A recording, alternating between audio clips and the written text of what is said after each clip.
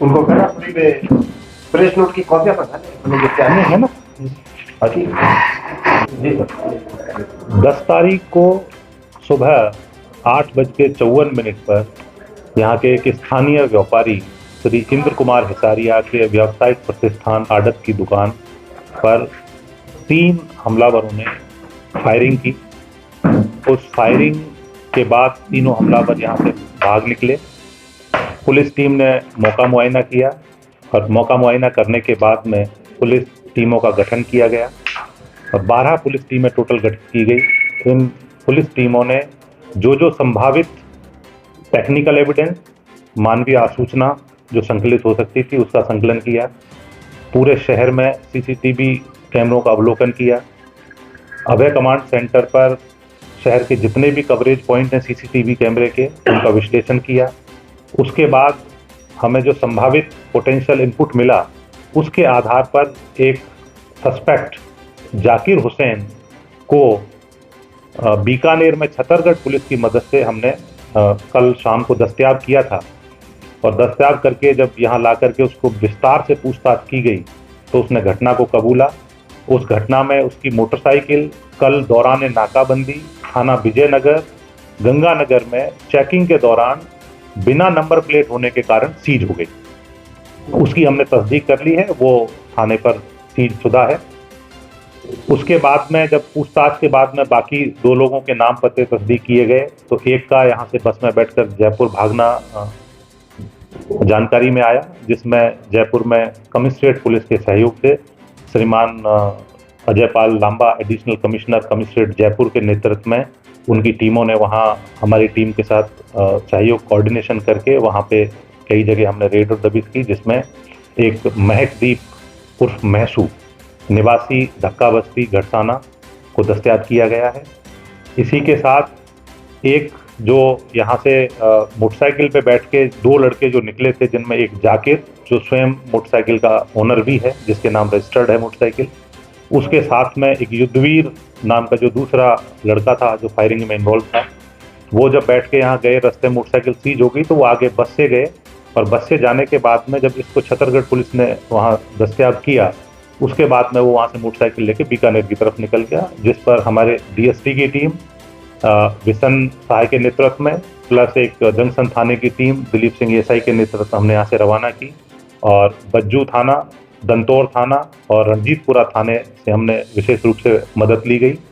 साथ ही जो गढ़साना का जो थाना स्टाफ है, वहाँ के जो एसएचओ हैं मिस्टर जितेंद्र स्वामी, उनसे भी आवश्यक जानकारियाँ जुटाई गई, उनसे पूरी भरपूर मदद ली गई और पुलिस का एक जॉइंट ऑपरेशन चला करके जिसमें बीकानेर पुलिस, हनुमानगढ़ पुलिस और जयपुर कमिश्नरेट ने इस वारदात को 24 घंटे से भी कम अंतराल में वारदात को खोल करके तीनों आरोपियों को दस्तयाब कर लिया गया है, जिनमें से जाकिर को हमने तस्दीक करने के बाद पूछताछ के बाद गिरफ्तारी शो कर दी है और बाकी 2 को भी दस्तयाब करके लाया गया, जिनसे अग्रिम अनुसंधान जारी।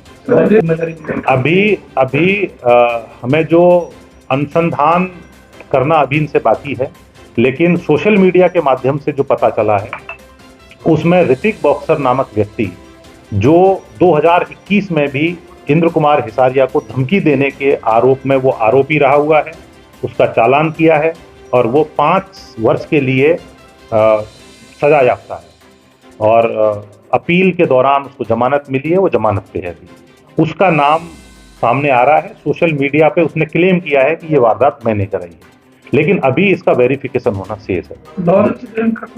अभी वो स्वयं अपने आप को लॉरेंस ग्रुप का होने का दावा कर रहा है, बट अनुसंधान से ये बात स्थापित करना अभी शेष है।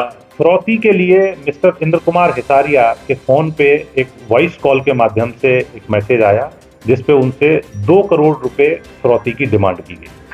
जो बॉक्स में आई है, अगर पुलिस इन्वेस्टिगेशन में वो सामने आ जाता है और वो जमानत पर है, आपकी तरफ से इस पर क्या कार्रवाई करवाई जाएगी? इन्वेस्टिगेशन में आते ही सबसे पहला हमारा कदम होगा उसकी जमानत को कैंसिलेशन के लिए हम आवेदन पत्र लगाएंगे। तुरंत प्रभाव से उसकी जमानत कैंसिल कराने का प्रयास करेंगे और मुकदमे में अनुसंधान करके हम उसको आरोपी बनाकर शीघ्र दस्तयाब करेंगे।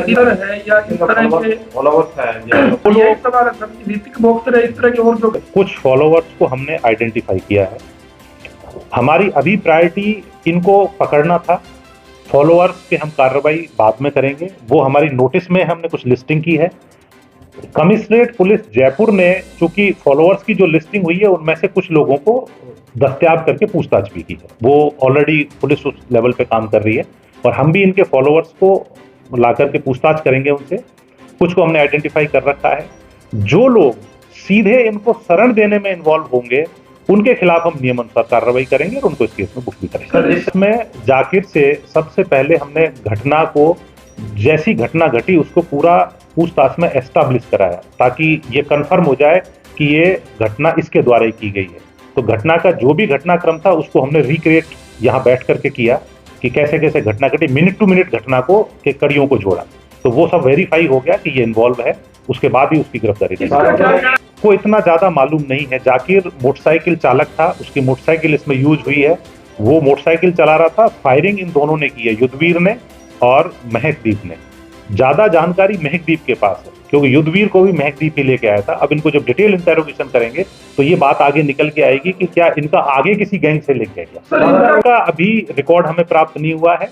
महकदीप के खिलाफ 2 मुकदमे दर्ज हैं नई मंडी गढ़साना में, जिसमें एक मुकदमा 302 का है, एक मुकदमा 377 का है, जो अभी प्रारंभिक पूछताछ में जानकारी में आया, लेकिन अभी ये वेरीफाई करना चाहिए। सर इनका क्या कि जाकिर से जहां तक पूछताछ हुई है उसको ज्यादा डिटेल मालूम नहीं है।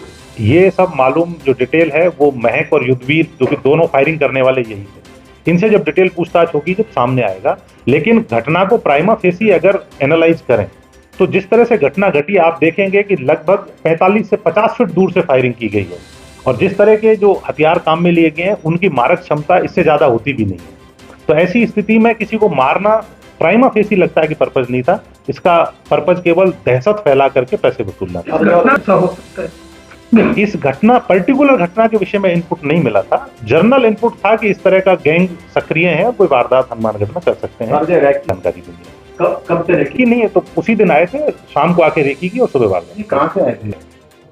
वो तो इनकी सारी फेसी तो उनके परिवार को हमने सुरक्षा मुहैया कराई है और इन्वेस्टिगेशन जैसे कंक्लूड होगी तो हम उसके बाद में ये तय करेंगे कि वाकई में इनको सीरियस थ्रेट है या ये लोग केवल एक्सटॉर्शन के नाम पे बड़े गैंगों का सहारा लेकर के केवल अपने लेवल पे ही ऑपरेट कर रहे हैं या किसी बड़े गैंग का इन्वॉल्वमेंट है। ये इन्वेस्टिगेशन के बाद इसलिए हम समय समय पर नाकाबंदी कराते हैं।